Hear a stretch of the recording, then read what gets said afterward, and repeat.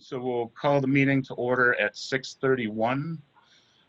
Currently in the meeting is myself, Will Bissonette, Rich Melanson from BCTV, Steve Frisk, Select Board, Crystal Mansfield, Select Board, Rob Wright, Select Board, Irv Stoll, Select Board, Carla Lumbra, Select Board Assistant, and Tim Robinson, member of the public.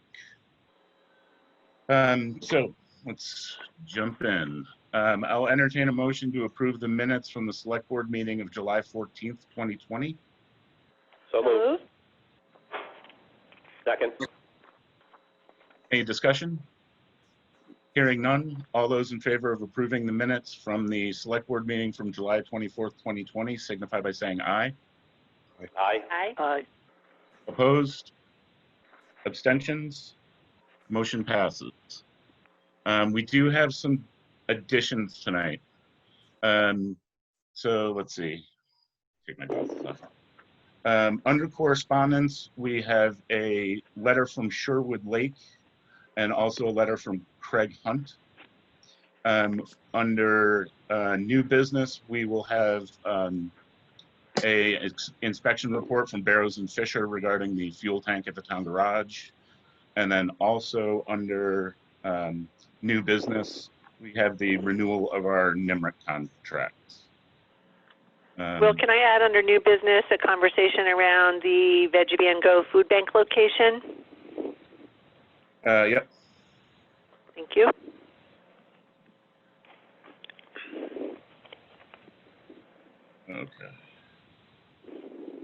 Okay. So let's move on and do the warrants. Make a motion to pay check warrant number 1, payroll, in the amount of $12,255.59. Second. Any discussion? Yes. Hearing. I would yeah, like to go know ahead. what Mike Cutts did. Mike Cutts. Yes. I believe he mowed for the cemeteries. I read that right? Right, Oakwood. Yeah. Yep. For $2,234? Was it that much? I didn't even see them. Yes, it was. The payroll warrant that's in front of me, Steve says $1,890.67. That's what he got paid. $1,150.67. That's after Yeah. taxes. Yeah. Yep. I think we might have to check with Charlie, but I did see the he mowed, I think, all of the cemeteries. And I don't have the complete warrant in front of me, so I can't. But there was also a number of hours of machine time in with that. That So number do just seems we? kind of high to me. Mm-hmm. Do you want to amend the warrant so that we can do a little more research? I think so, yes. Okay. 1 second.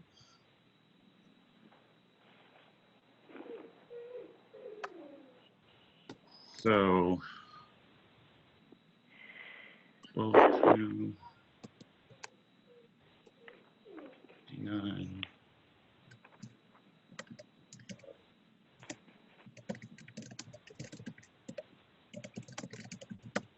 Minus.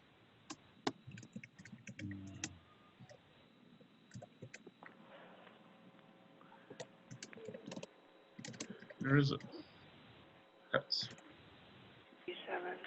so 2234.60. Yep.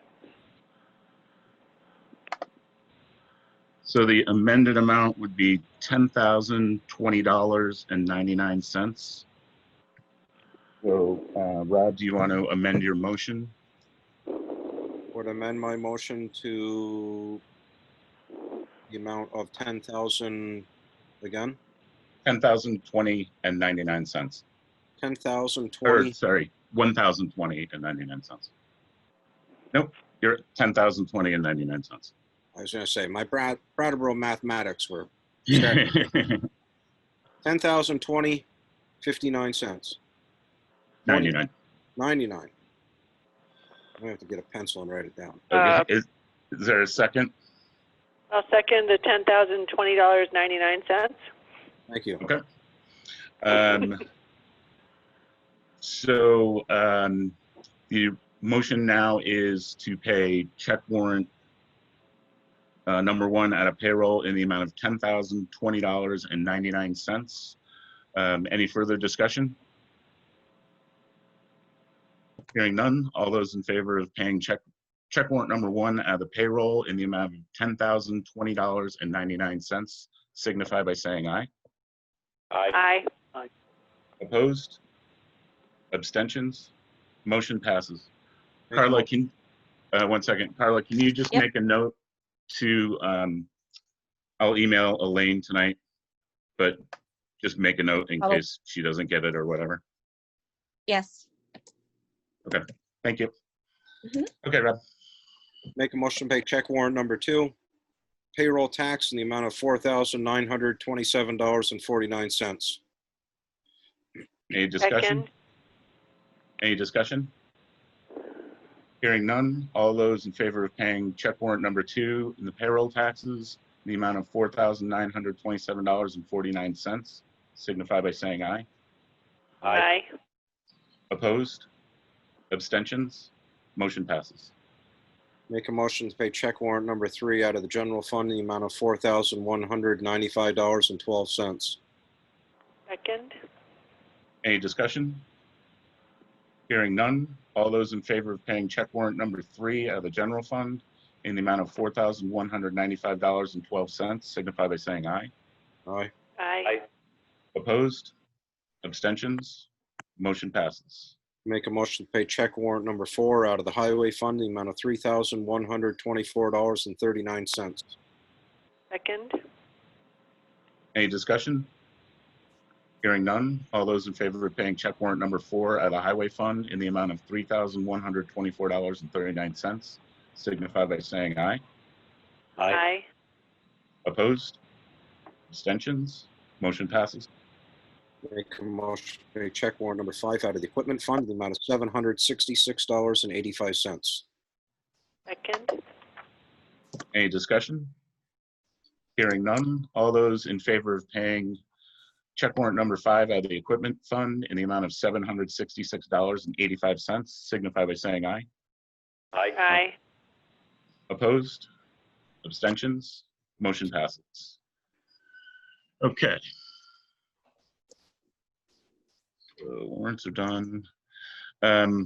Okay, I would now entertain a motion to take the agenda out of order and go down to members of the public and talk to Mr. Robinson. So moved. Second. So moved. Sorry. Second. Any discussion? Hearing none, all those in favor of taking the agenda out of order and moving down to members of the public signify by saying aye. Aye. Aye. Aye. Opposed? Abstentions? Motion passes. Mr. Robinson, welcome. What can we do for you? Hey, welcome. Thanks for taking my call. Can First you hear time me caller, okay? long time listener?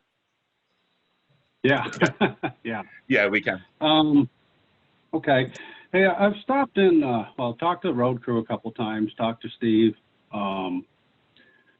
stopped in the town office trying to get a little bit of information, which is really difficult with the restrictions put on the vault and that kind of thing. But I live on Wiswall Hill Road here in Townshend, and I don't know how many of you are that familiar with it. Just a little bit. Yeah, I know you are, Rob. So the reason for my call or my concern is I'm questioning the town records, which, as far as I can tell, by the mapping and what the road crew was told by the previous road crew and all that kind of stuff, that there's a discrepancy up at the end of this road of where the town road ends.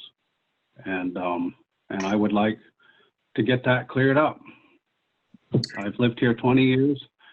To my knowledge, Wiswall Hill Road went up past my house, and like I said, for those of you that don't know, I know Rob knows for one, so does Steve, but Wiswall Hill used to go by my house, still does, and then take a 90-degree corner to the left and go up to Newfane on Wiswall Hill Road. It was all one continuous road back in the day. always been called Wiswall Hill Road, and the town of Townsend sometime in the last few years here has thrown the road up and conveyed it to the landowner, from what I can tell.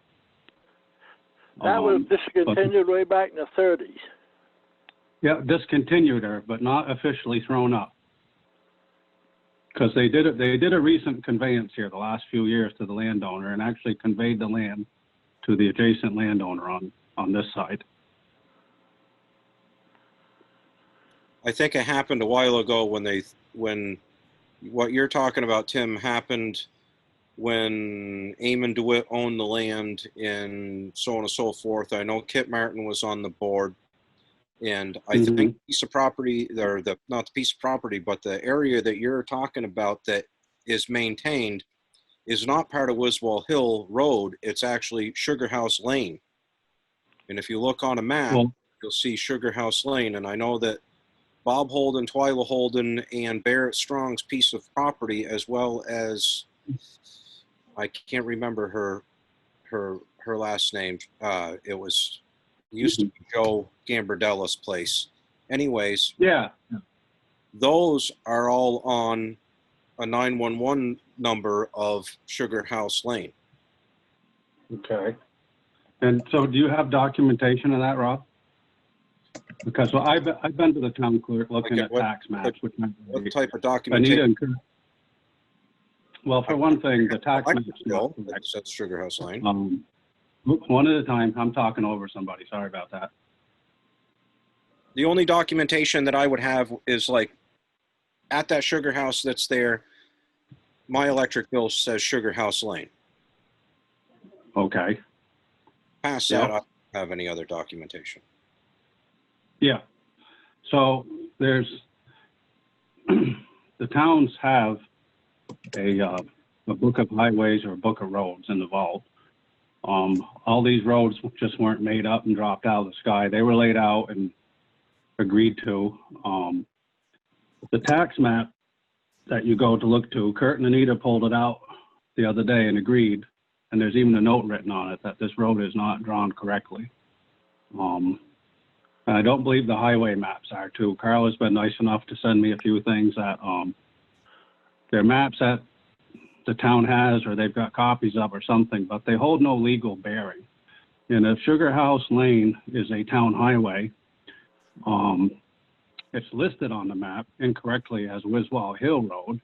Steve told me it's Wiswall Hill Road. The guys I talked to on the grader told me it's Wiswall Hill Road.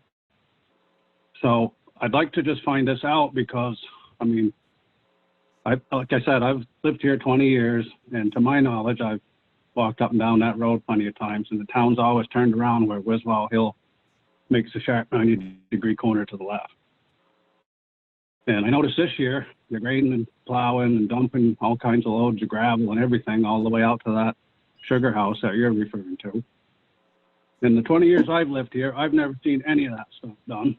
And I'd like to know where the town has records of this road. Carla forwarded me a copy of Bob Holden's deed, and it says nothing in his deed about owning any land along Wiswall Hill Road or Sugar House Lane as far as that's concerned. So I'm asking the town if they would look into this and provide me some written documentation, proof, not just an inaccurate map or what the old road crew used to say or any of that kind of stuff. But like when you read my deed, it says I own along Wiswall Hill Road, and it tells you what town highway the number is and how many feet I own. So it should be a fairly simple thing to figure out, and I'm just wondering if somebody could, get to the bottom of this. What does the 911 thing say? Sugar House Lane. When they named it, all the roads, I don't know how it happened to be Sugar House Lane, but that's where they came. 911 numbers apparently came up with. Yeah, but Herb, the part of what my limited knowledge is about 911 numbers, they have 911 numbers for long driveways that they have to name something and all this kind of stuff. There's all kinds of criteria. The 911 number in a road name does not mean it's a town road. Well, I know in the past, and I'm not rebutting what you're saying as far as any of the literature that you've read, but I'll just give you a little bit of what's gone on in the past is Mark Morris was the road foreman, and he used to plow up through and stop at the ditch in front of that sugar house and then back up and pull into Bob Holden's yard and then get turned around and back up and plow from there out. And Bob didn't like it anymore. And if you go up to his driveway, you'll see there's a telephone pole that blocks about 2/3 of his driveway. And that's so they can't turn around. So after he did that, they used to go up to the sugar house and get turned around in there. And Ed Smith, I believe, got in there one day, and it was mud season, it was sugar in season, and he got stuck.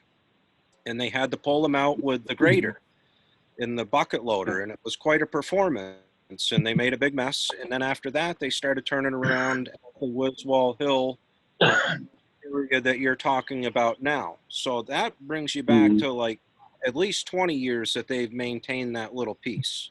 So I don't think Steve's doing anything more or less than any of the previous foremen have done. Yep. But whether it's, whether it's a town road or not, I don't know, Tim. I'm just giving you a little bit of and that goes Yeah, I back understand. quite a while.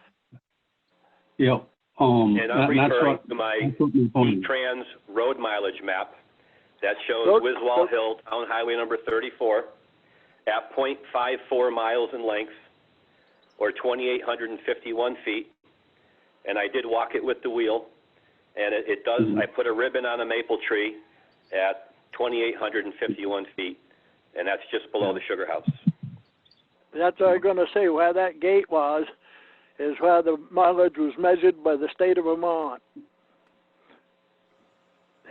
But it's probably been, it's been 20 years since they've done it, a little better, but it was measured right up to the gate right just above Bob Holden's driveway.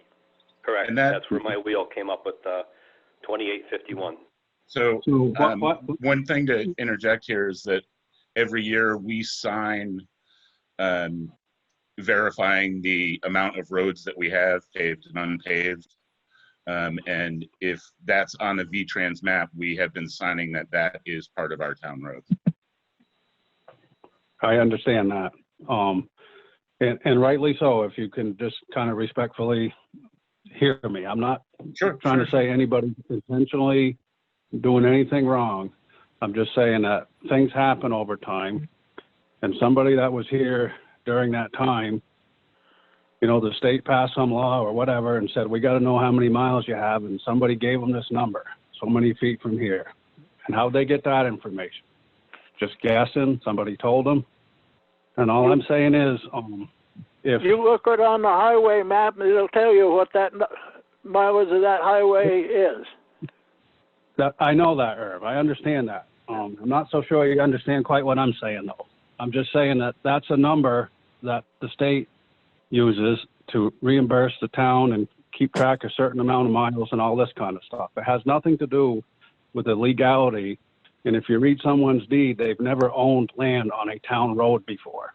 But somebody from the town, somewhere along the way, has decided to tell the state that that's a town road. And somebody along the way has occasionally plowed it or something. You're telling me Mark Morris did it or whatever. I don't think he's a legal expert by any means either. But guys just start doing stuff. And then after a while, you're taking care of what looks like somebody's personal driveway.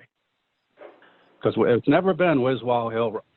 And as far as I know, there's no town highway number associated with this road that you're talking about. Mike Bills when he was giving me some of the maps today with regard to what you were asking for, Tim, he did mention that Wiswall Hill always went up to the gate at the top. And I don't know if it's the same gate that's mentioned in the deed, but he did say that it goes up to the gate at the just past Robert Holden's driveway. The gate used to hang on the It's post a gate that has the private property sign on it. I don't know. He didn't. I don't. He said, but he was trying to explain it to me when we're looking at the map. Way back in 1980, I rode with a guy from the state, and we measured it right to the gate because that's where we was told it was. Yeah. And there's also, and also, who told you that? And also, that road is 49.5 feet wide, my recollection at that time. Mm-hmm. The right-of-way is. Yeah, I believe Wiswall Hill is three Rod Road. You're right. So I guess what we need to do is do a little more research and find out how and when it became what it is and what the current status is. Is that what you're looking for, Tim? Yeah, I mean, just, you know, I guess kind of from my point of view is Wiswall Hill's always gone up this hill and made a 90-degree turn to the left, and it's mapped out incorrectly on the tax map, has been for quite some time. But you can follow the old stone walls right up through there. I've walked it many times, deer hunting and whatnot. And it's very clear, and it keeps going. It comes right to Wiswall Hill and Newfane. So this thing that looks like a private driveway to Bob Holden's house and Twyla's house and up there where Rob does his sugaring and stuff. Like I said, I read a little bit of Bob Holden's deed, and there's nothing about Wiswall Hill on there. There's mention of a gate. I'd like to know if the town has done something with this road, renamed it, because you have to go through due process to do all that, as I'm sure that you know. If it was a town road and been thrown up, there's a record of that somewhere. If it's never been a town road, then it's real obvious we've been making mistakes for a while, because it's never been Wiswall Hill Road. And the state can get information from the town about so many feet and all that. That's nothing legal. That just has to do with road reimbursement and stuff.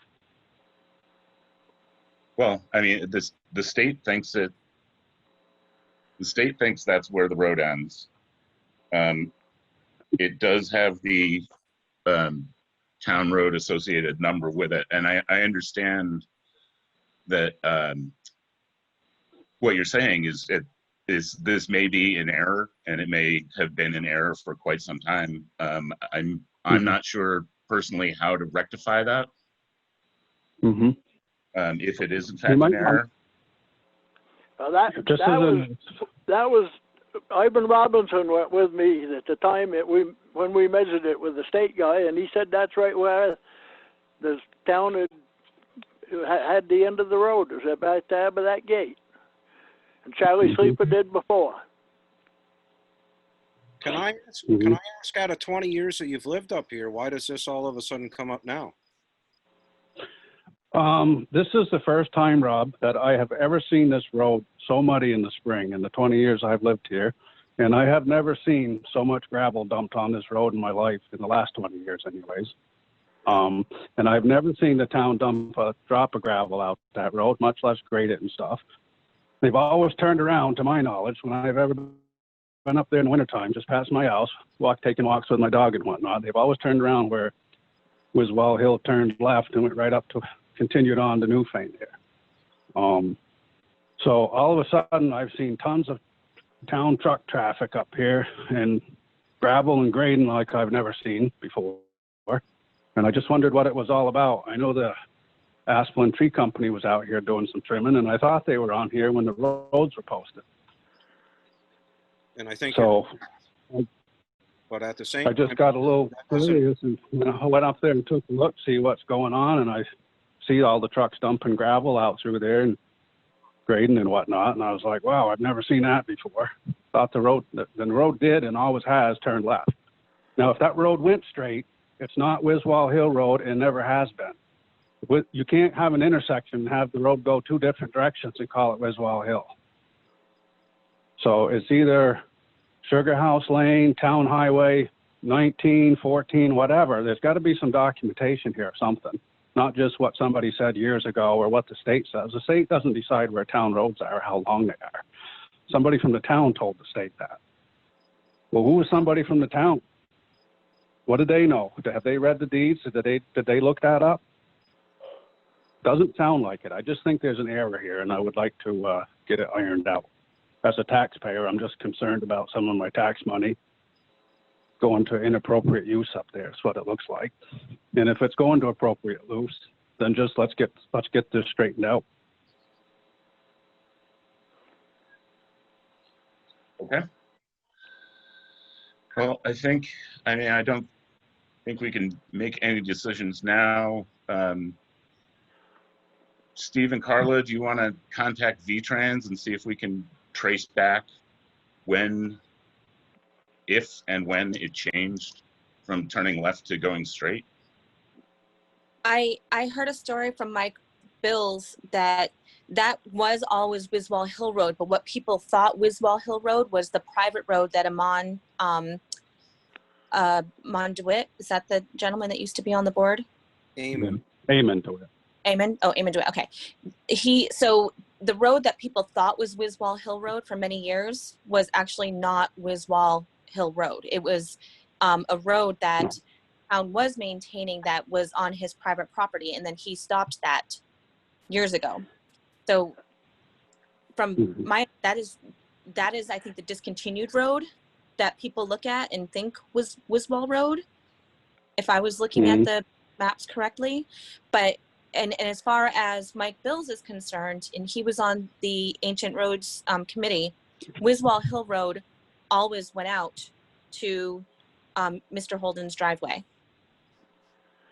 And he'll look up some more information for me if he can find it. He had some stuff pulled out, but they had the office torn apart because they're getting a new printer. But he does understand your concerns also, and he was trying to help me out today as much as he could with the maps.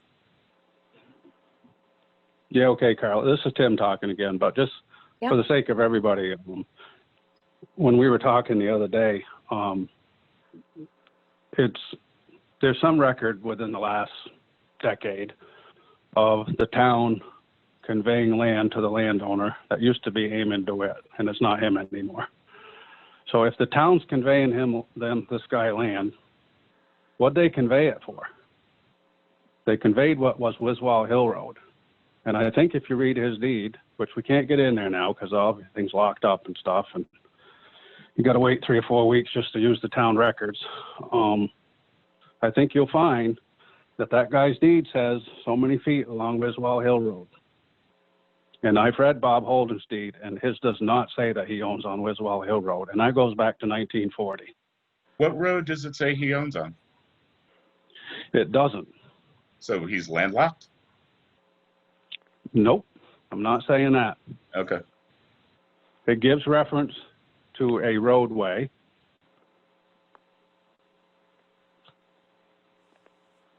I just But don't it does not mention all of a sudden it's a huge problem, and you've been there for 20 years, and it's like, what would be your satisfaction of the remedy of this? Just the knowledge of knowing that the state gets a sign put on it and says that it's Sugar House Lane, or what? Well, I guess, Rob, I hope you're not getting defensive about anything, for one thing. But I clear the air with talked with you in sugaring season. You never even mentioned a word. We could have talked. We could have drove right up, and I would have explained a little bit of what I just had mentioned. And now here we are in the middle of the summer, and it's like we're going over this, and it's like I don't understand that, Tim. Yep. Well, Rob, I think I'll go back and try to remember here real quick. I'm just going to shoot off the hip. I think I did stop and talk to you one day down here, and I think it was because Asplin Tree Company was tearing this road up, and I think it's because the road was posted and they weren't supposed to be on it, and we were both complaining about it. Yep. Right after that's when I see all the truck traffic coming up here, okay? And I haven't seen you since that I remember anyways. Yeah. But I just got thinking about it and watching it day after day. I've been home here working at home under quarantine and everything. I'm like, my God, where is all this gravel and stuff going? I've lived here all this long, never seen so much gravel hauled on this road. So that's when I kind of just went up, look around, talk to the guy on the grader and stuff. And I said, asked him some questions. He said, I'm just doing what I'm told. I don't know anything. I'm just doing what I'm told. So I'm not out to accuse anybody of anything. I just don't think, from what I know, that road going out through there to where you sugar and where Bob Holden lives is Wiswall Hill Road, nor has ever been Wiswall Hill Road. Like I said, the maps in the town office, the tax map and stuff, is blatantly wrong. If you come up here and look and drive up there, you can see how wrong it is. And the highway maps and the numbers and all that, those are documents that get used by funding. The state doesn't tell the town where their roads are. People's deeds do, and the selectmen that settled the town laid these roads out, and there's records in that vault telling you where they go. And I think it's just a matter of getting in there and getting to the bottom of this, that's all. Because I am concerned that what appears to be somebody's driveway is being taken care of by the town. Maybe Kurt did it sometimes, maybe Mark Morris did. I don't care about whatever happened before. If it's not right, then let's figure it out and make it right going forward. And if it is right, then let's put a town highway sign up there with a name on it, and we know what town highway number it is, because it's not Wiswall Hill Road. So what we need is a bunch of signs everywhere in the middle of the woods. Well, anybody can drive a sign, Rob. That doesn't make things legal. I'm saying, read people's deeds and just do a little bit of legal homework, and this is a pretty easy thing to solve. You just got to know where to look. Not hearsay, not what the old crew used to do, not somebody that's not here anymore, whatever. Okay, so Carla, you'll talk with Mike and get whatever information he can get. Excuse me. And you said you looked at Bob Holden's deed? Yes. And that, Well, I looked at kind of a photocopy of it. Okay. Is there any other residents on that stretch? Or is it just the one house up at the end? 3 pieces. I think there's 2 houses on it. There's actually probably 4, if not 5. Yeah, you're right. Yeah, you're right, Rob. Now, if you count Gambardello's places, yep. Okay. So Carlo, talk to Mike, see if you can get the parcel numbers for those other parcels, and then we can start looking at the deeds and figure out what's what. Okay. Okay. Do that. Okay. Tim, unfortunately, I don't imagine that this is going to be a super speedy process. No, I didn't expect it to be. Okay. Just But wanted to get looked into. That's all. we will try to endeavor to figure it out. Sounds good. Okay. Do you have anything else for us? Just maybe a request or something. As we all know, this using the phone and Zoom, Skype kind of stuff's a little bit of a challenge for some of us. But if you guys could post that, like down at the town clerk's office outside, the phone number and what time the selectmen's meeting are, it'd be kind of easy to look that up and find it. I was like pulling teeth trying to figure this out. If you sign up for Rick Heggie's newsletter, you'll get it every week. And so I got to go online and sign up for something? I can start posting on the exterior door on the inside. Sure. As well as the town clerk's office so people can actually see it. Yeah, that's a good idea. It would help me. Since the building's locked up, I hadn't thought about that. Yeah, that's a good idea, Tim. Yeah. Okay. Yeah, that's all. I was scrambling here at the last minute, wondering what time it was and stuff. And if it was posted somewhere, it'd kind of be nice. And maybe when this gets all done and we go back to having real selectmen's meeting, we won't have to. But yeah, exactly. These are so convenient. I think we're going to stick with this. Well, if the gentleman goes to the BCTV website and just types in a search string of Townshend Select Board meeting, it's posted there for every meeting. Matter of fact, I had the wrong one, so that's how I came on tonight. I think the point was to try to stay away from technology and just call in. Yeah. And Tim, the phone number you have, this is a recurring meeting, so we use the same. It's the same every time. Yeah. So, yeah, that's fine. I mean, just people that are from the town that would like some input. You're kind of relying or requiring them to have internet or something or cell phone, you know. And if something was posted that they could look at and have a number and make a phone call, I just think that'd be a little bit easier for the public. If it's not too much to ask, I'd just throw the suggestion out there.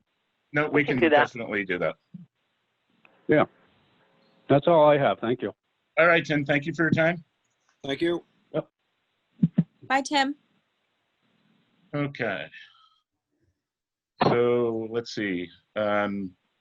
Let's go back up to reports. I have the, I'll do the treasurer's real quick, and then we can get into Steve's stuff.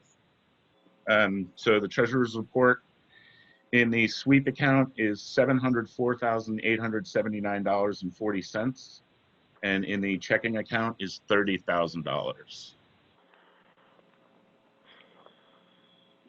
Okay, so Steve, we have some stuff from you, correct?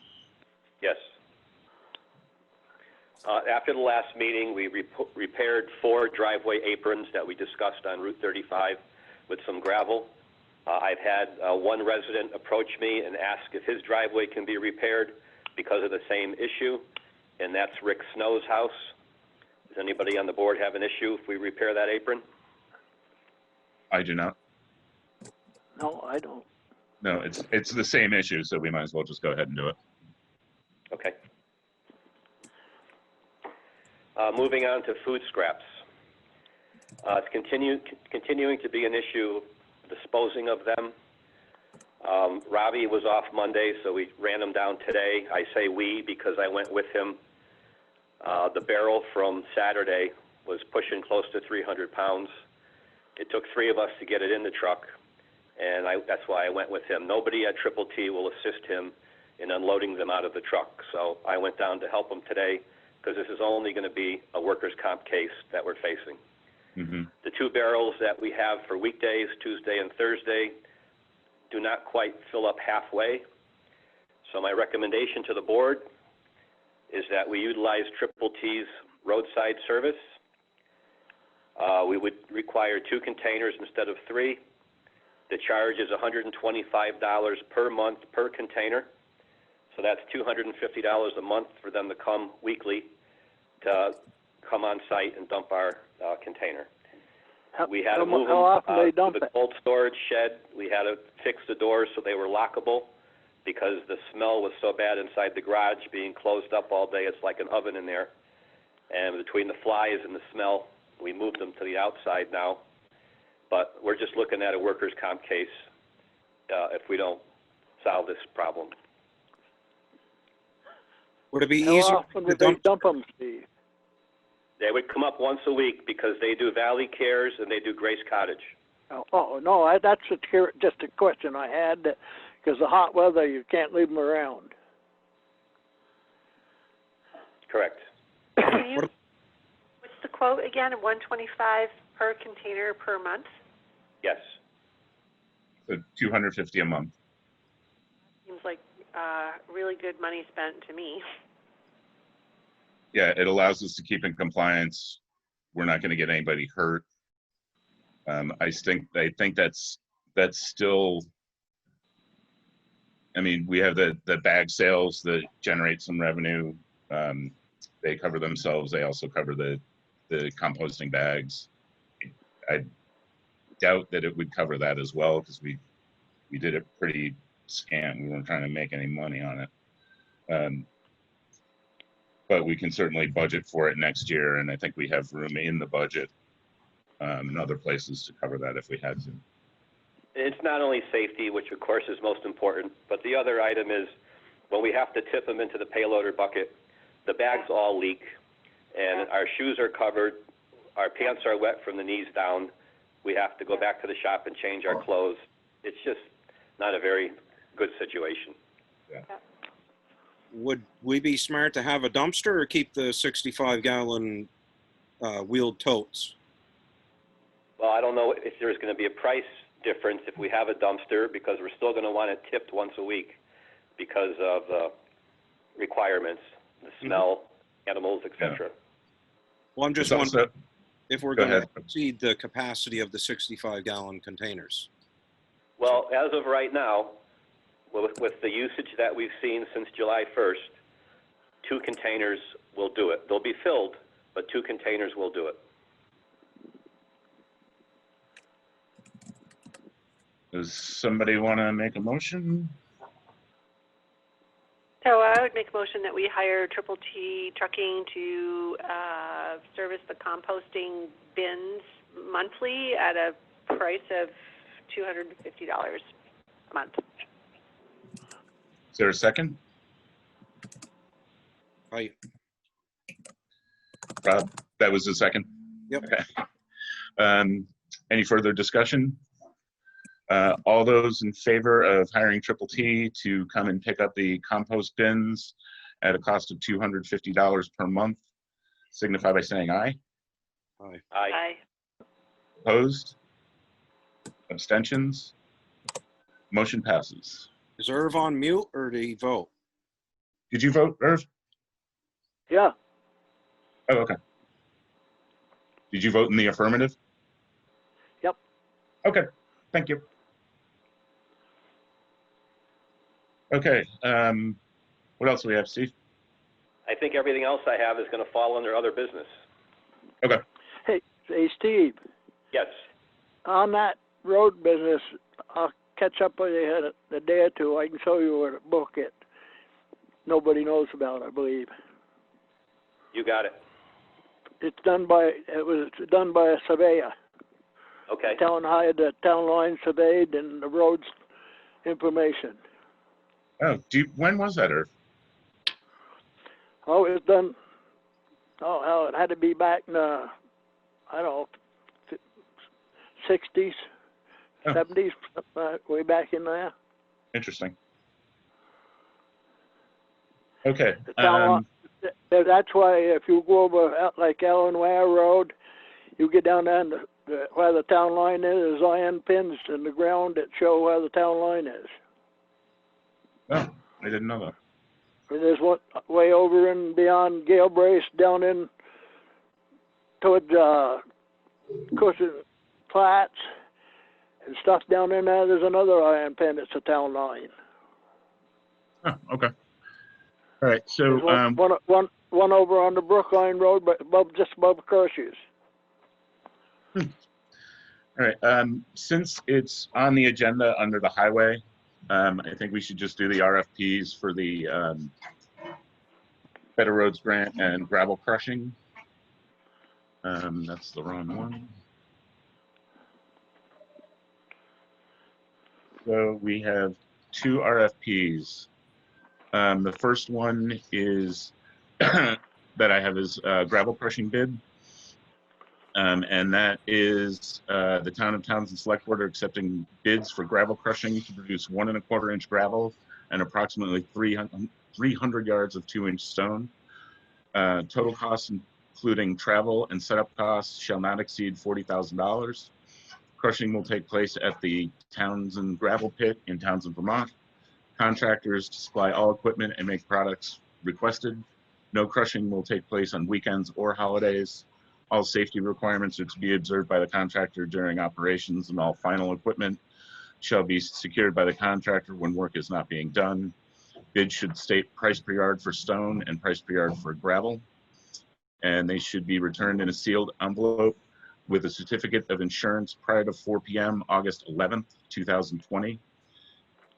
Envelopes must be marked crushing bid and be received by the town clerk at 2600 Vermont Route 30 or sent by mail to Townsend Select Board, P.O. Box 121, Townsend, Vermont, 05353.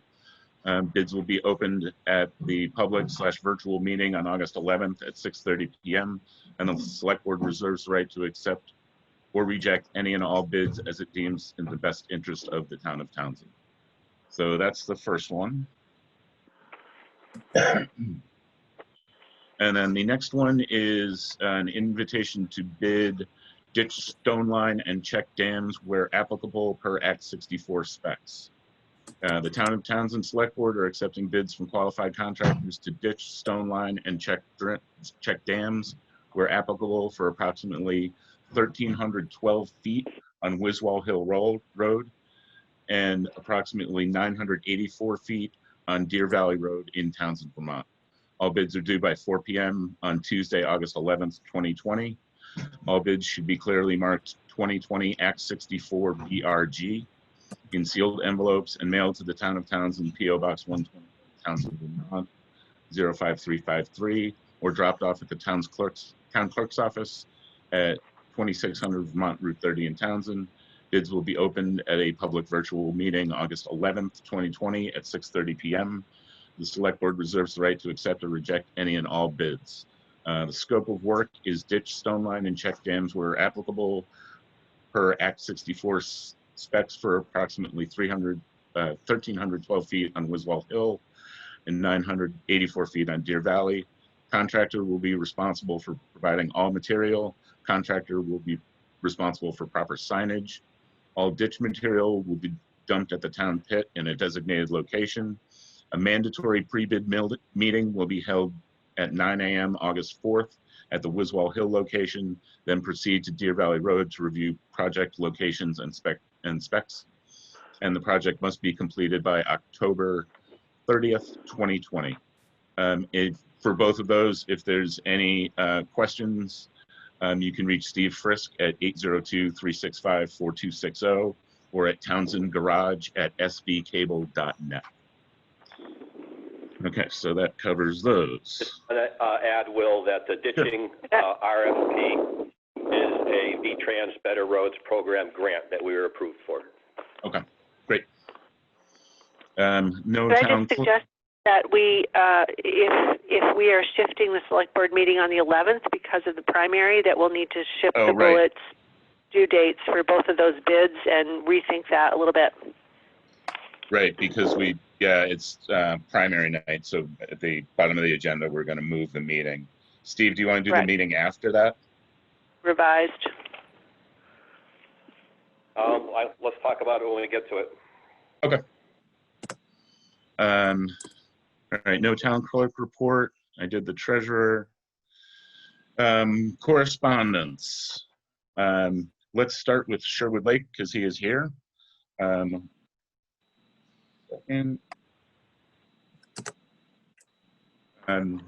have a copy of an email from Sherwood. Please accept this email as my letter of interest to fill the August 1st vacant position on the Townshend Select Board through town meeting. If further information is required, please don't hesitate to contact me. So, Sherwood. So I'd make a motion that the select board accept the letter of intent for Sherwood Lake to join the select board effective August 1st. Well, I have another piece of correspondence from Craig Hunt to the Townshend Select Board. I would consider an appointment to the position on the Townshend Select Board that's being vacated by Will Bissonnette until March 2021, subsequent to an agreeable interview with the members of the board.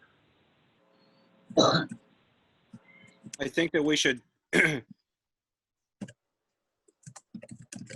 mean, we should give some, I mean, come the next meeting or something of that nature. I mean, we shouldn't just make a choice right off the bat, so to speak. I agree. Yeah, I think it's prudent to discuss it. We might get other people, and we need to be fair about it and let the word get out, I guess. I don't know. Maybe the word's out. I don't know.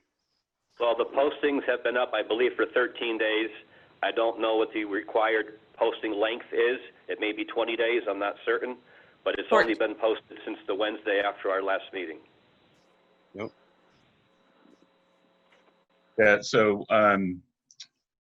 maybe it makes sense for you guys to set up for the next meeting, which I think we're going to try to put together for the 4th. We can do the interview, you can do the interview process then. Does that make sense? Okay. Next piece of correspondence is about the West Hill ditching project. And this. Go ahead, Crystal. Town. Can I just go back to are we as a select board allowed to appoint someone until town meeting? Yes. Yes. Yes, you are. Yep. We appoint someone to fill your position, Will, because you're leaving, until town meeting. Right. So why do we don't really need to interview candidates to do that? Or do we need to interview candidates to do that in order to do that? You interview candidates. Yeah, I mean, I came to a meeting before I was appointed, and had a little back and forth with the board at that time, and then they decided in executive session. Yep. Deliberated. So Craig Hunt has also entered his, tossed his hat in the ring. Correct. Okay. Okay. So next piece of correspondence is dated July 22nd to the Select Board. My home is at 680 West Hill Road in Townshend. Recently, there was a ditch dug along the road in the front part of my property. The ditch is approximately 8.5 feet wide and approximately 3 feet deep, and runs about 1/10 of a mile along the road to a culvert. I'm making the assumption that this ditch was dug for water runoff, but whatever the reason, I would like to register several issues with the town and raise some questions. Why was the ditch dug so deep and so wide? As dug, the ditch is a hazard as it narrows the road considerably, decreasing the amount of room for cars to pass. This will become an even bigger issue in the winter. There is a particular decline that is sometimes difficult to navigate in the winter, and with the ditch in place, it poses a dangerous area for cars to go off the road and now into the ditch. We have witnessed cars going off the road in that spot and have had to, on occasion, help them out. If the ditch was dug for runoff in the time I have owned my home, and with the exception of Irene, I've never seen the amount of water necessary to fill that ditch run off down the road. Even with snow melt, there is no need for such a large and deep ditch. It has been over-engineered, and I am concerned it will erode, making the road even narrower. The ditch was dug along a stone wall. Dirt was removed, in some instances up to the stone wall, and in spots there's very little dirt between the wall and the ditch. I'm concerned for the integrity of the wall. If the ditch remains as is and the wall crumbles, will the town assume the cost of repairs of that wall? I would like the town to narrow the ditch to reflect the actual need and to improve the width and safety of the road. I would also like the town to return the landscape in front of the 1/10 of a mile of stone wall impacted by the ditch to ensure its integrity. Finally, even with a smaller ditch, will the town build a bridge so that I can access my logging road? I did speak with the man digging the ditch, and he asked if we would need access to that road. I replied that we would, and I would like that to happen as repairs to the ditch are done. But the Select Board will consider my concerns about the safety of this portion of West Hill Road to the integrity of the stone wall. I would appreciate a reply to this email or a phone call to let me know what steps will be taken and remedy the situation. And that's from Connie, I'm not going to pronounce this right, Fasuliotis. So, Steve, I believe you talked with her, is that correct? Yes, I did. I spoke with her on the phone. I kind of explained to her what this program was all about. She does not live in Townshend. She lives out of state. She was not aware of Act 64 or any of that. I explained it to her. I explained to her the project was not completed, that we did not begin to fill the ditches with stone yet. So I did answer a lot of her questions. A lot of it she wasn't aware why it was her yard and not somebody else's yard that we did the ditch, because it was one of the high priority segments listed by Wyndham Regional. So what it really comes down to is what she's calling a logging road, access road. In the past, she's driven through the ditch because basically there was no ditch to get to her field. And now that we opened it up, and even when it's stone lined, it's going to be more pronounced than what it was before. We went through this at Andy Higgins' property when we did Simpson Brook, and he had a logging road access, and he went and bought the culvert, and we covered it. We put it in place and we covered it. We don't do driveway culverts. I don't think there's a difference between a logging road and the driveway. If she wants a culvert, she's going to have to purchase it unless the board overrules me, and we'll install it. Do you have an access permit?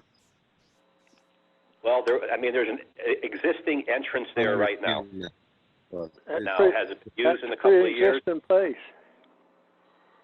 Yeah, but I think we've crossed that before in the past. I think the last time we had this issue was on Evans's land on Plum Road when they did ditching there, 4 or 5 years ago, and there was a question about it, and I think it reverted back to an access permit, and I believe Irv and I had some conversation about that.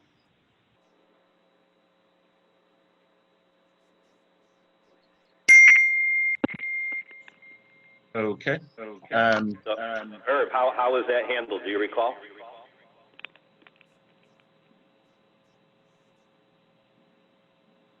Irv, did we lose you?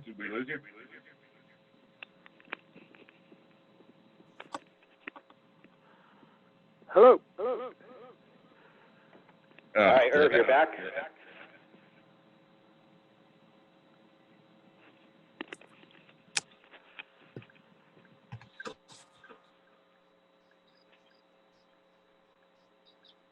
Irv, do you remember how that was handled in the past? I don't, well, if it was a pre-existing road, then you can't dig it out and leave it that way.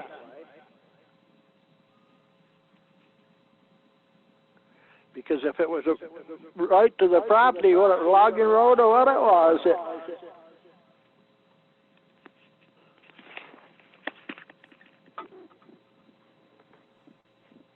Okay. Hey, Rich, do you have any ideas on how to get rid of this echo?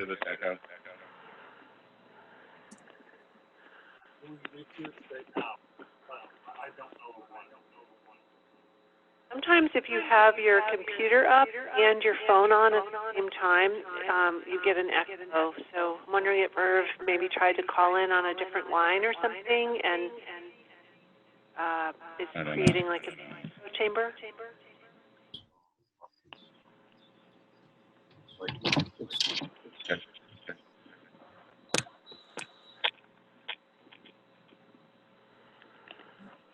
All right,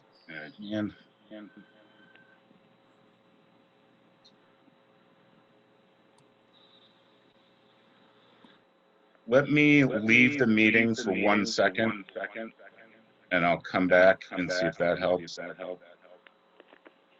don't we mute people and see if it helps? All right, yeah. Mute different people. I'll mute people. All right.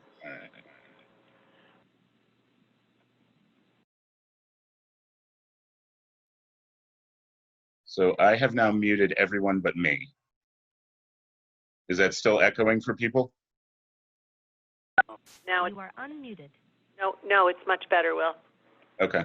Let me unmute people one at a time. Oh, it's back. I'm going to mute you again for a second, Crystal. Thank you. Is that better? All right. Let me unmute people one at a time. I'm unmuted. Okay, that's good. And there's no echo from you. All right. Christina? I'm unmuted. Okay. I am now. Okay. Tim, you are now unmuted. Yeah, I don't hear any echo. Oh. Well, now I do. Let me mute Tim again. Okay. I think it's either Tim or Irv. Let me unmute Tim again. Tim? Yep. Okay. I don't hear it now. All right. You are unmuted. Irv, can you hear me? Oh. I think it's Irv. Hey, Irv. Oh, he just left. Why?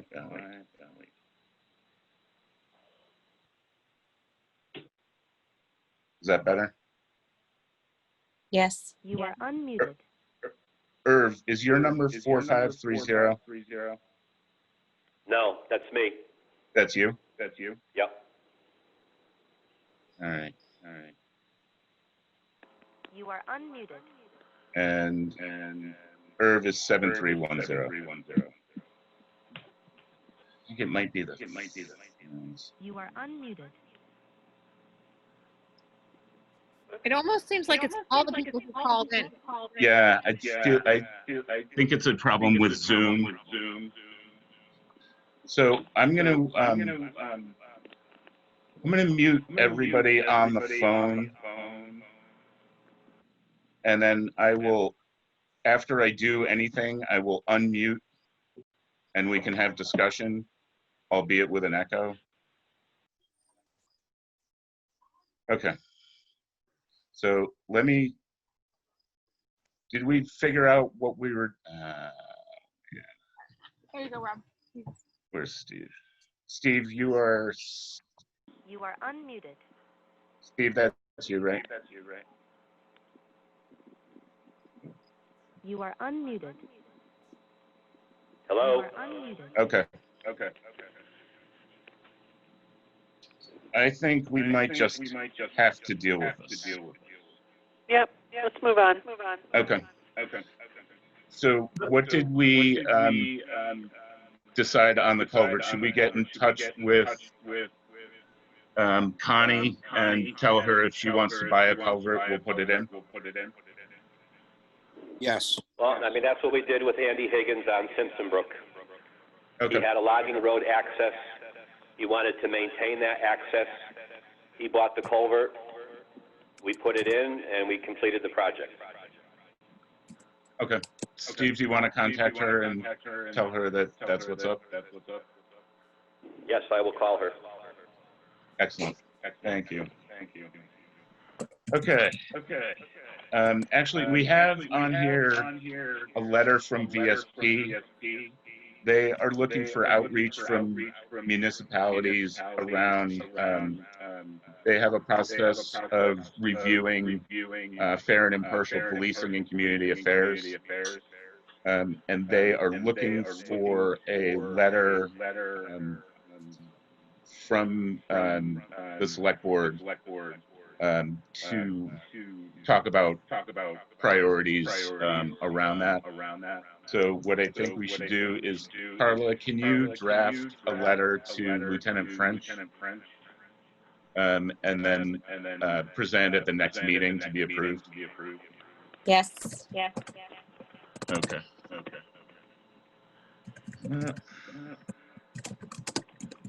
Okay.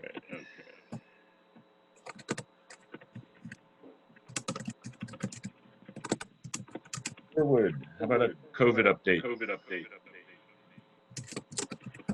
Okay. Actually, I'm going to unmute everyone but Sherwood just while he's talking. I mean, mute everyone.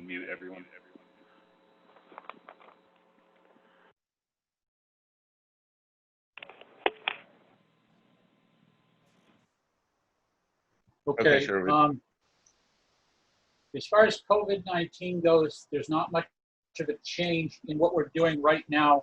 From the municipal level, the building still needs to maintain closure. However, as of August 1st, the governor has changed the response profile and is requiring masking, facial coverings for anybody inside of the structure. Outside, as long as you're not within close contact, and they're defining close contact is within 6 feet, you're okay not to be masked. But if you come into contact with somebody closer than that 6 feet, masks are required. Good example was the traffic collision up on Route 30 the other day. All of the rescuers were close in shoulder to shoulder. That's a good example of where it needs to happen. They give you a 6 feet perimeter, you know, as far distance as people can maintain and still carry on what they need to carry on is better. If you're in contact with people even outside and you're in the compromised area from, you know, late 50s up through into the 80s, where you have the potential for compromised immune system, you should be masked. There's also material that's come out. Material still comes out every day, changes every day. Wherein at one point they said masking or facial coverings only protects you unless you're wearing the N95 or KN95 respirators. That's found now to be, let's put it this way, modified at present. And they're saying that masking will protect you as well as other people. It's a matter of time and exposure. The one thing that the governor's new order allows for is people who have respiratory issues, who it's not recommended that they wear facial coverings. It's fine, they don't have to produce evidence. However, he is asking people to mask down to 2 years old. So that's a significant change. And just an anecdotal thing, on NPR, there was a story not too long ago about a gentleman who was a doctor down in Massachusetts. He was 67 years old. He had diabetes. He had a few other of the threat things, and not contact with a patient, not treating COVID patients. He was infected by this virus, and it was a casual contact infection, which also infected his wife. He described what happened to him in the inability to breathe, and they hooked him up to a ventilator. And in order to get him ventilated, they need to basically paralyze him.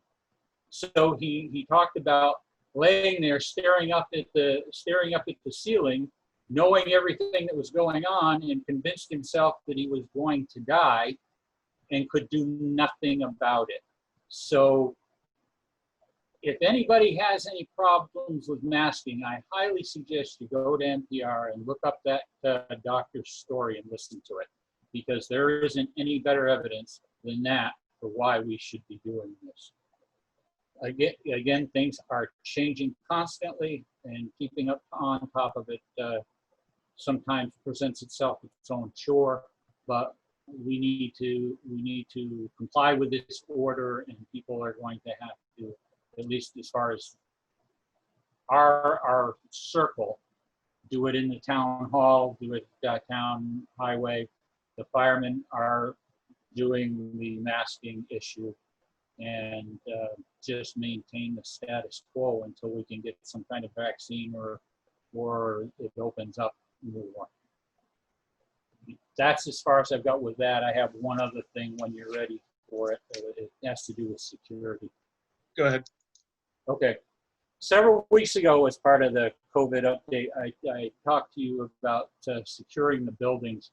One of the issues is the amount of keys that are floating around the town hall. And at that time, I suggested that the town hall, both doors, the library, both doors, fire department, and the highway garage be changed over to a combination locking system. I have since talked to Steve at the town highway garage. He is convinced that he has a good handle on where the keys are to that building and its security. It already has a combination lock. So we decided that probably was not a valid use of money to change the locks up there. We can change the combination code and secure that main door pretty easily. The second one was the library. I talked to the librarian, and a month ago, she changed the locks on those doors. So they are a keyed system, and I'm going to suggest to the library board that they put up a Knox box like we have on the front of the town hall, so that the fire department can gain access to that building. But I don't think that we need to go to the extent of changing those locks again, because she has already addressed the security issue. Her and their board has already addressed the security issue at the building. So that leaves the town hall and the fire department.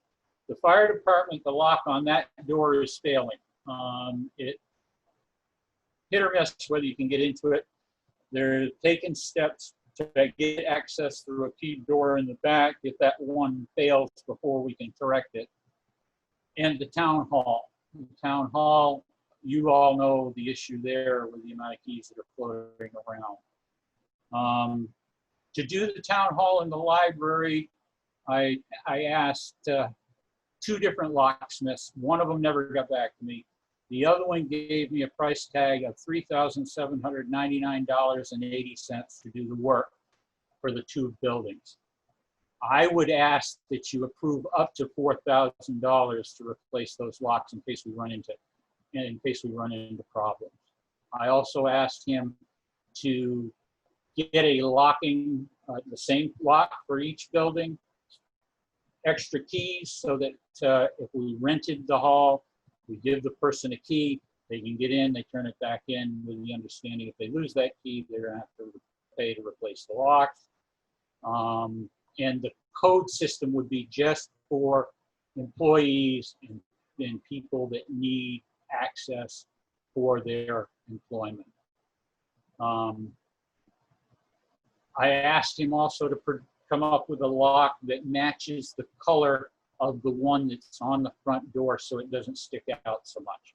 But it will not be the same type of system that's there now. It'll be an actual mechanical key punch, 6-digit key punch.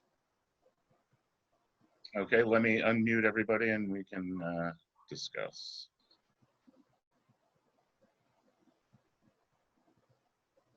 You are unmuted. You are unmuted. You are unmuted. Okay.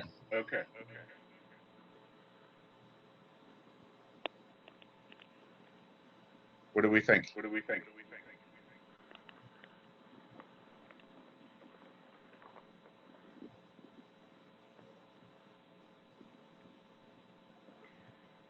Well, I would just ask, I guess, people hear me? I would just ask if we're doing a keypad entrance, what's the point of having a key as well, Sherwood? I guess I don't understand that. Unless you'd have maybe people that don't have direct access to the town hall would have a key to borrow for an event or something? Is that what you're thinking? Is that what the thinking is? Yes, a couple of things. Being a mechanical lock, we can't do multiple codes. So if we gave out the code, it would be just like giving out, 90 keys again. So if somebody came in to use the building, the town clerk would issue a key, and that key would be expected to be returned after the event.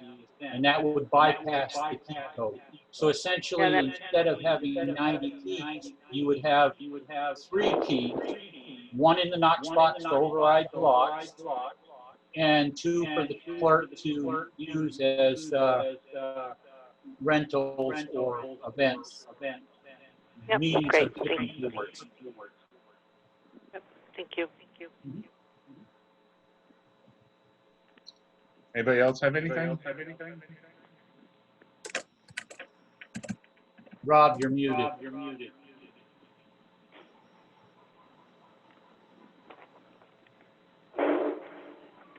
What is the problem with what we have? The locks that we have, we don't have a count on where all the keys to the building are. From what I've been told, there could be as many as 90 keys to that building floating around, and there's no accountability.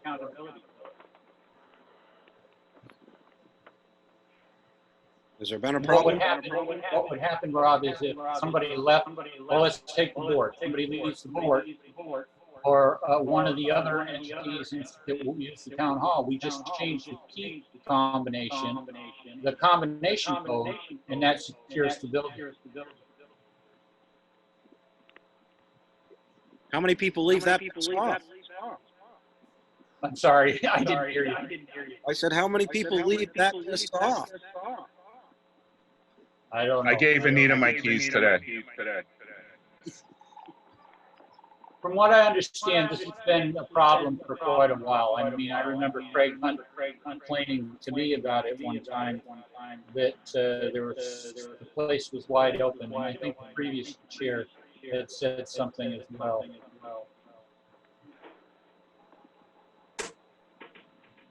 All right, I would entertain a motion. So I would make a motion that we pursue E-pad access is secondary E access at the quote that Sherwood mentioned earlier. Second. For both the fire department and the town hall. Correct. Not to exceed 4,000.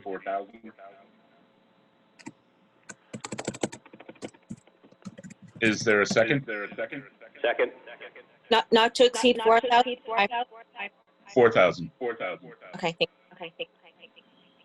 Okay, all those in favor of having Sherwood pursue changing the locks on Town Hall and the fire department in a cost not to exceed $4,000 going to a P-code combination system, signify by saying aye.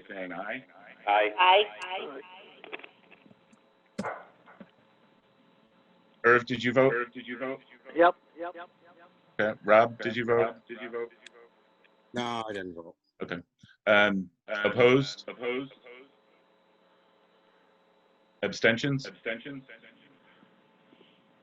Motion passes. So Sherwood, you can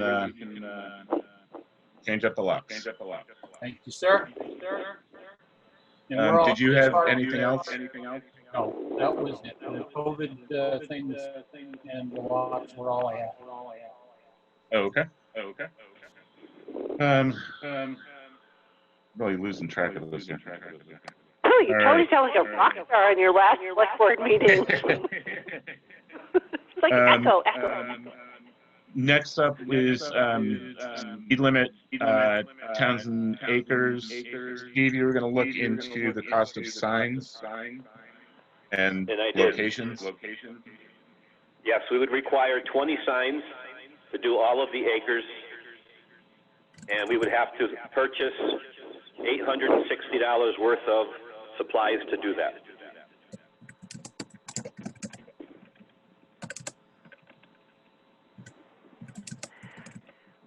Steve, top of your head, do you know what's in the, we have a signage budget, right? $500. 500? And I was hoping to use some of that to replace some of the street signs that were stolen last fall. Mm-hmm.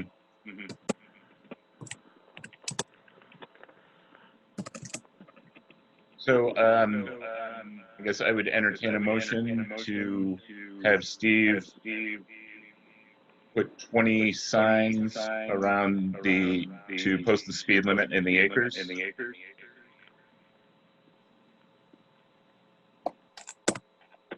Second. Oh, no, you made the motion. So I would make a motion to have the streets, the roads in Townshend Acres posted at a speed limit of 35 miles an hour. Is there a second?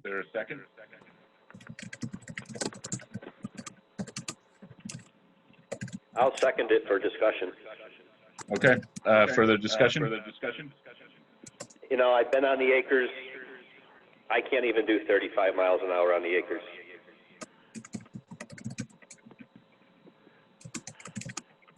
It's too fast. I came over there the other night, and there was a car. I met two cars. One of them was doing well over 35, and the other one wasn't even doing 35.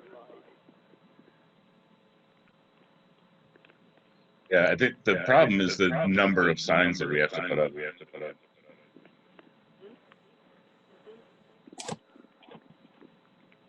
And Steve, are we required by like state statute or state law to post that amount of It's signage? a federal law. The book that I have at the town garage is only a 2003 edition. So I had to go to Mark Pickering to get a current edition.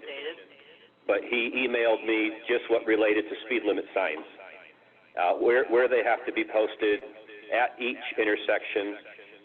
Reminder signs aren't specific to distance, but they do have to be at each intersection in both directions.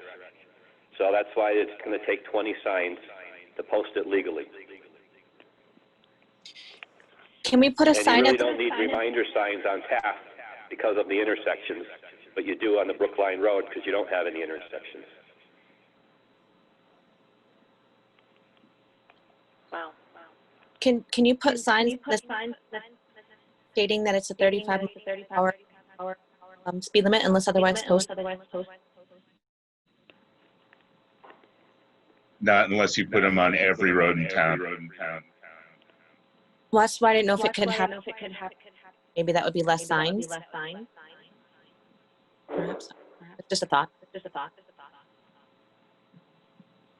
Well, so the motion on the table is to instruct Steve to place signs to post speed limit for Townshend Acres. All those in favor signify by saying aye. Opposed? Aye. All right. Abstentions? Aye. Motion fails. I will vote in the negative. So, maybe we can look at the budget for next year and work on that going forward. I mean, I'll throw this out on the table. In inventory today, without buying anything but a couple of corner bolts and rivets, I have enough to do 7 signs. I could put one at the bottom of Plum. I could put one at the bottom of Brookline, another one halfway up. It's not legal, but it's a reminder.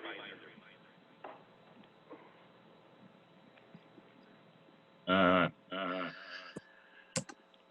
don't know if we want to do something like that. I worry that it would nullify our ability to get grants if it were discovered. So, all right. What's next? Mowing bid. Okay. This is kind of unusual. We have 2 bids to mow Taft, Meadow, Ballfield, and Cemetery. One from Rob Wright in the amount of $1,000, and one from Irvin Stoll in the amount of $1,100.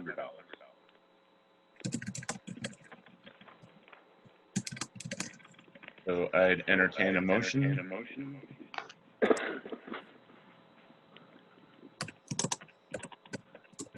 I'll make a motion that we contract with Rob Wright to mow Taft Meadows, the ball field, and the cemetery at a price not to exceed $1,000 and to be completed by, can we have a completion date, Rob? 2021. Aren't you funny? Every now and then. No, probably within the month. Unless there's something pending. What's the date again? I'm not going to put a date on it and be held to any sort of figure. Let's put it that way. I mean, I'll get it done here in the next month, but I'm not going to give you an actual physical date. Could we say by October 1st? Yeah, but you got to be done before that to get pump them septic systems, ain't it?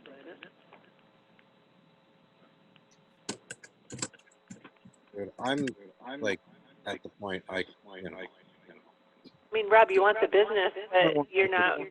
I don't want to hear anything. I don't care if you want to hear it or not. You know what? I sit next to you on this board, and I have a right to my opinion. So you want the business, and you need to give us an end date for when it will be completed by. I don't think that's unreasonable.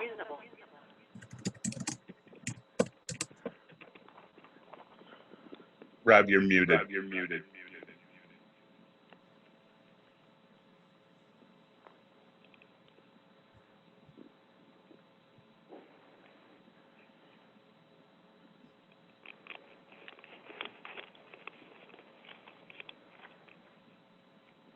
You're still muted.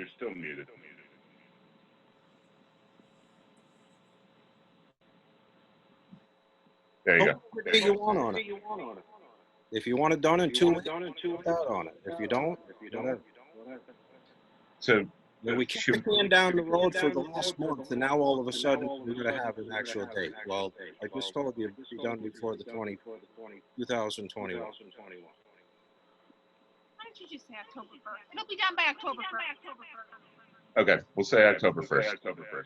So all those in favor of hiring Rob Wright to mow the ball field, Taft Meadow, and the cemetery in an amount not to exceed $1,000 to be completed by October 1st, signify by saying aye. Aye. Opposed? Aye. Sorry, Irv, did you vote? No, Or are I you abstaining?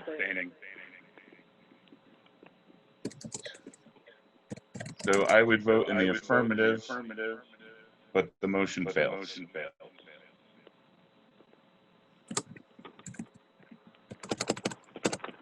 So do we have another motion to make? So I'd make a motion to have Urban Stoll complete the mowing on, that we're discussing by October 1st, not to exceed the amount of $1,100. Is there a second?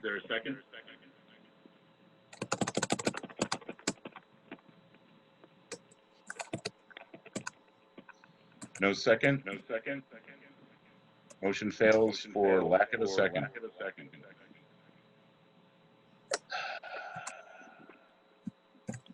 Okay.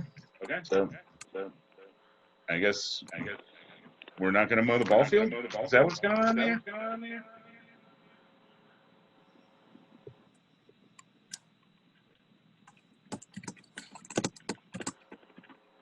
Okay. Moving on.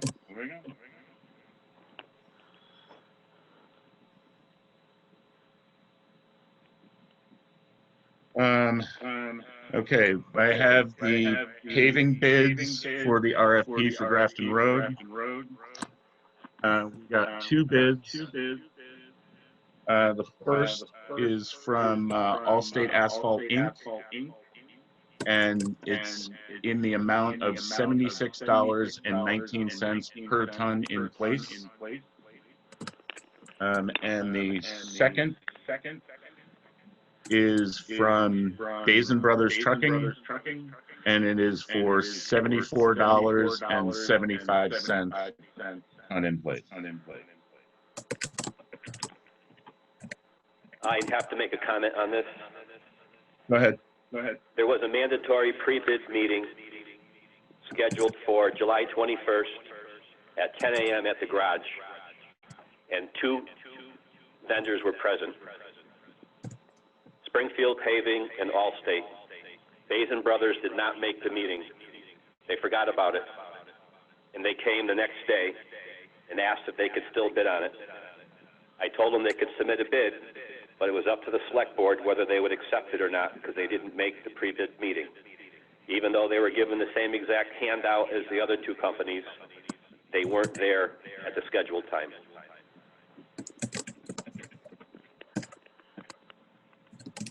Okay. So I would entertain a motion to accept one of these bids. Can you throw the first one at me again, Will? First one was from Allstate, and it's $76.19 per ton. The second is Basin Brothers at $74.75 a ton. So a little shy of a $2 difference.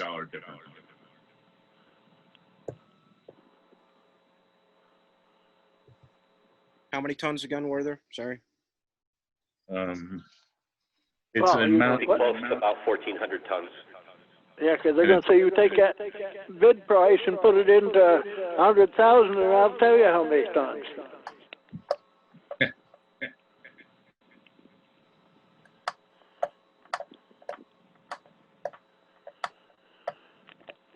Do we have a motion? Well, I would make a motion that we hire Basin Brothers to do the Grafton Road paving at $74.75. And that was, sorry, Steve, it's not to exceed 100,000? That's correct. Okay. Now, in the bidding, did you specifically say that they needed to be there for the showing?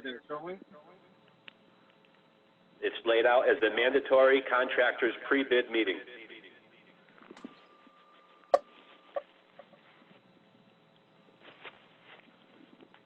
Is there a second? Second.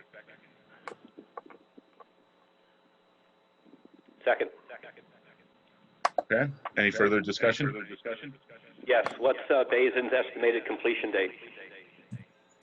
Basin's is September 15th. And what's Allstate? Allstate is as directed by the town.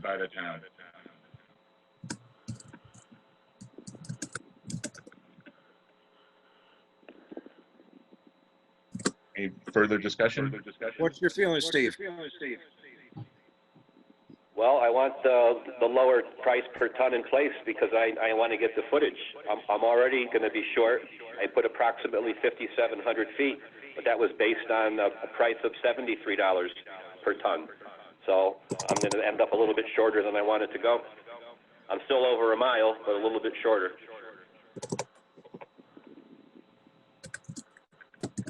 Okay, all those in favor of awarding the paving contract to Basin Brothers in an amount not to exceed $100,000 and to be completed by September 15th, signify by saying aye. Aye. Opposed? Irv, did you vote? I abstain because Okay. they didn't show up for the meeting, and I don't believe it's right to do it. Okay. Rob, did you vote? Yeah, I mean, I kind of feel the same way that Irv does, but I also understand what Steve's saying. So I think that we need to put a little caveat in for the next time we put this RFP out to either have it go one way or the other. Either it's mandatory or it's not. Okay, so what's your vote? I went with the affirmative. Okay. So motion passes. With Irv abstaining.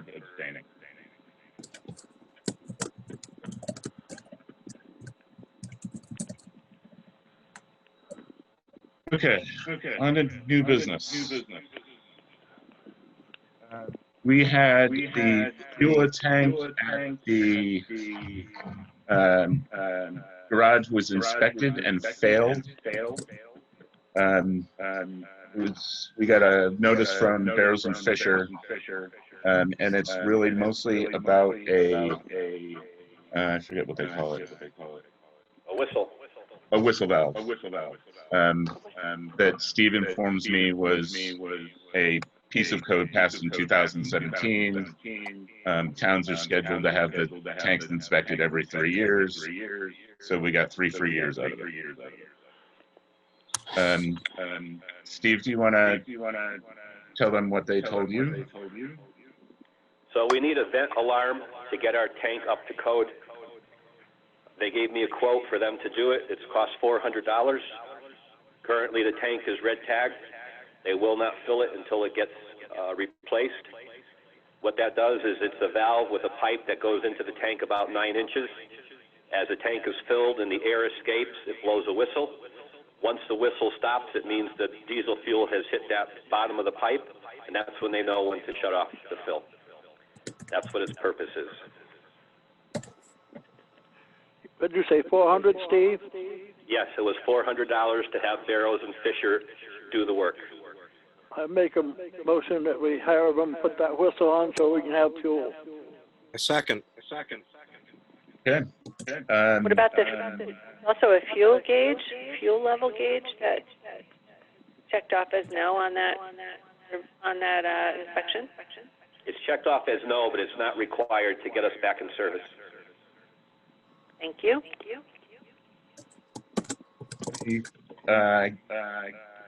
Any further discussion? Hearing none. All those in favor of hiring Barrows and Fisher to bring the fuel tank at the garage up to code for a cost of $400 signify by saying aye. Aye. Aye. Opposed? Abstentions? Motion passes. So Steve, do you want to give them a ring and get them out? Yes, I will. Thank you, sir. Okay. Next up is we got the contract renewal for the NEMRC software processing that we use for the listers, the town clerk, and the finance office. It's their annual support license agreement. It did not change from last year, so it's still $5,000, which is, I think, what we budgeted. So, and this covers the online and also needs of their software, and I can give you the breakdown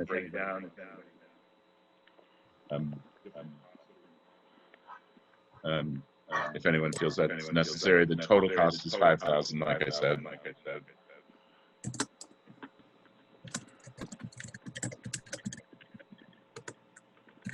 So I would entertain a motion to renew the annual software contract with NEMRC in an amount not to exceed $5,000.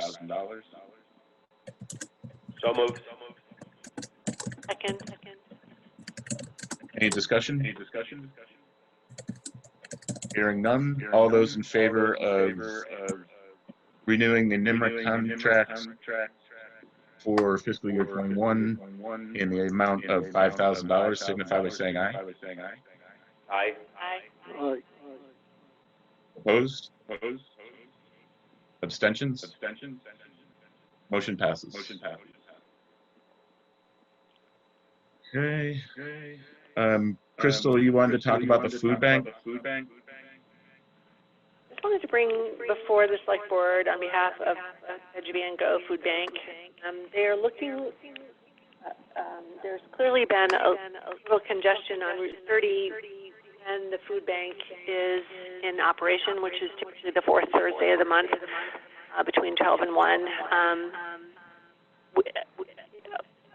The volume of people that are accessing the food bank has more than doubled in the last 4 months, and clearly this is a pretty valuable service that Townsend residents and surrounding River Valley can access.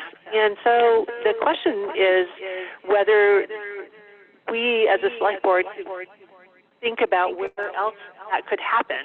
Bob Thibault, who's full of blue and gray, is going to allow us to run the food bank, or run the truck and the drive-through through the school driveway, lower lot, which should eliminate some of the clog on Route 30 for the next 2 food banks. We're running 2 in August. The food bank is running 2 in August. And the question is, what happens after that? How do we support people that are in need of food and this free service to the town and the surrounding villages? Where's the best place to do it? So I just wanted to bring that forward tonight so we could start talking about it. What about the dam? I mean, there's that access road that goes all the way through. Be one way, pull into the little area there, pick up, and then drive across the Meadow Bridge and onto 30. I don't know if the Army Corps of Engineers would go for it, but that's where we'll have to go to ask. Yep. Carla, can you contact them? Yes. Anybody else have any other ideas?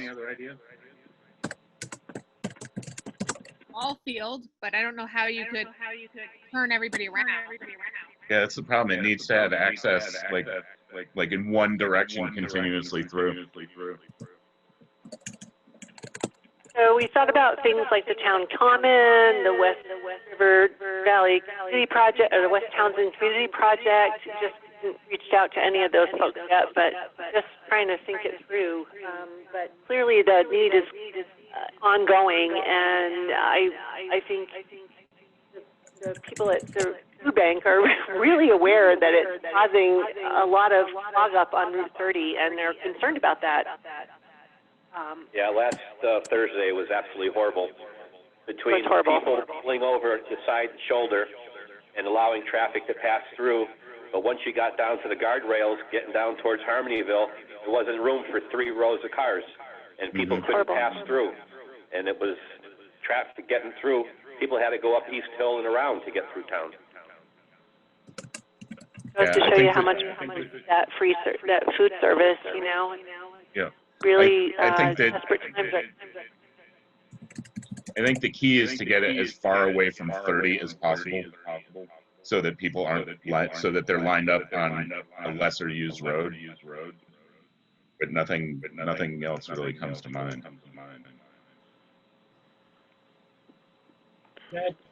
The state food access is in airports, and they did it up at Bromley. They've done it over at Mount Snow, where they can get a volume of cars.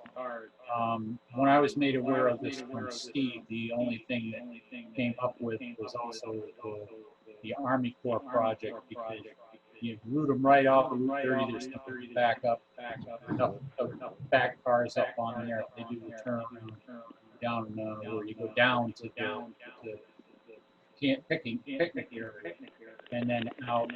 So, I mean, in town, it seems like that's about the only place that can support a lot of cars, and it sounds like that's what it's been.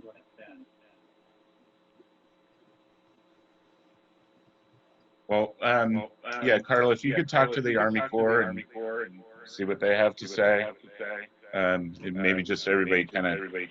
When's the next one, Crystal? We have two that are set up for August through the state are happening at the high school. And so we're set up for the September meeting, or the September food drop is the one that's in question, and it's typically the 4th Thursday of each month from 12 to 1. It's only an hour. Okay. Has there been any discussion about expanding the time?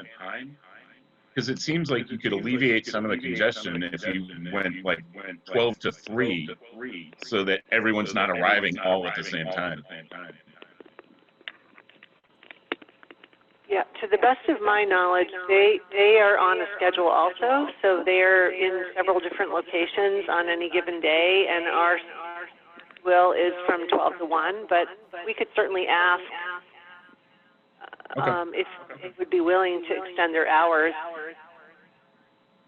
Well, I typically mow on Thursday, and at 11 o'clock in the morning, they're lining up. Yeah, they are lining up. People are hungry. Yep. Okay. Well, so there's some time. Beat the bushes. We have a month. We have the month of August. Bob Thibault has been really generous with allowing us to still use the school grounds. We just have to change where the truck is and have people out to redirect folks. And yeah, we'll figure that out. But for September, we'll need to have another location, obviously, especially if the kids are back in school. Right. Okay. Speaking of August, we need to talk about an alternative meeting date for the first meeting in August for the Selectboard. It falls on primary day, so we will all be down there counting ballots, not doing other stuff. Does anyone have an objection to the first Tuesday, which is, I think, the 4th? That's fine with me. What about the second Monday? Which would be the 10th? Right.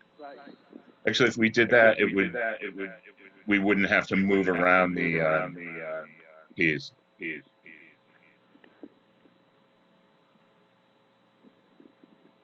Does the second Monday work for everyone?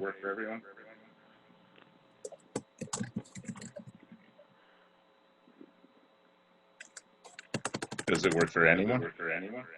I don't know. Yes, 8:10.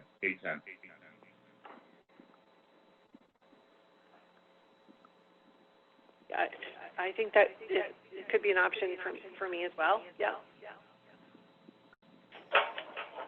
Irv, does that work for Yeah, I you? could do 8. Yep. Rob? Of course. Okay. So I would entertain a motion to move the scheduled August 11th meeting of the Select Board to Monday, August 10th at 6:30. It will be virtual. So move. Second. Any discussion? Okay, all those in favor of moving the first August meeting from the 12th to the 10th at 6:30 p.m. signify by saying aye. Aye. Aye. Opposed? Abstentions? Motion passes. Okay. So the auditors were in the town hall last week on Thursday and Friday. Carla was there with Elaine and them. How did that go? It seemed to go.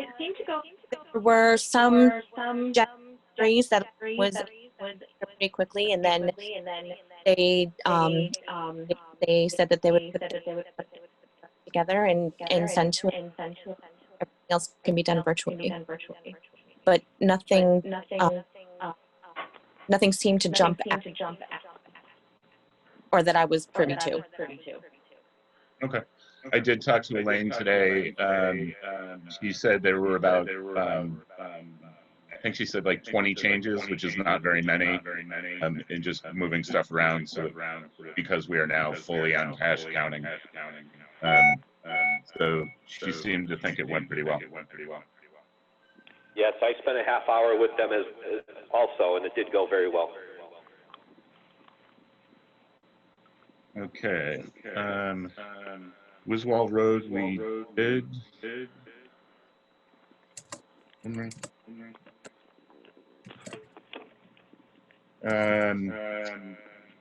I missing anything? Okay, we do need to have a quick executive session. So I would entertain a motion to enter executive session under 1 VSA 313F to discuss attorney correspondence. So So moved.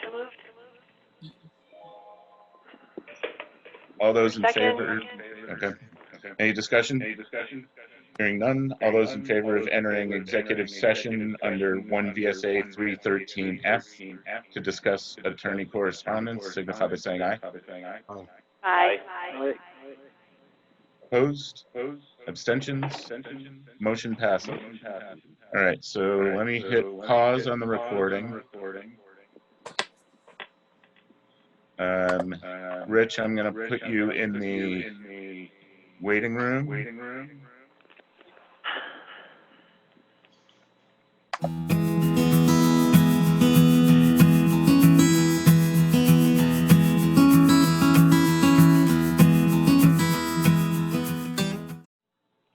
Okay, there was no resolution. So unless anybody has anything else, I would entertain a motion to adjourn. So move. Second. All right, thanks everybody. Thank you. Thank you, Will, Well. for everything. So long, suckers. Long. Funny. I think I have you until the 1st. Yes, yeah, you can abuse me the rest of the week. Yeah, Thank good night, you. everybody. Good night. And like I said before, anything you guys need, if I can do anything, I'll do what I can. Thank you.